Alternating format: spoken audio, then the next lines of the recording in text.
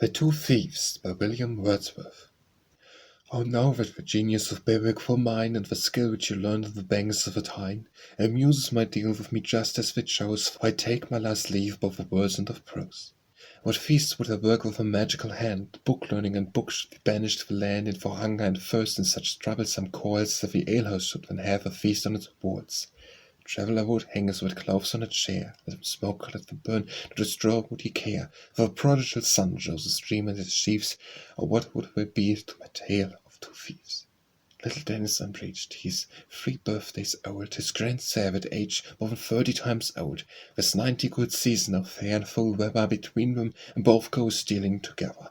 If chips is the carpenter strewing his floor, as a cartload of beasts at an old woman's door, O Daniel his hand to the treasure will slide, and his grandsons is busy at work by his side.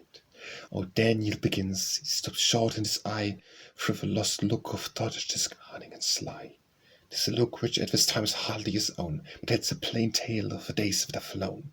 Dan once had a heart which was moved by the wires of manifold pleasures and many desires. And what if he cherished his purse? 'Twas no more than treading a path trod by thousands before. 'Twas a path trod by thousands, but Daniel is one who went something farther than others have gone. And oh, Daniel, to see how fast you see to what end he has brought his grey hairs.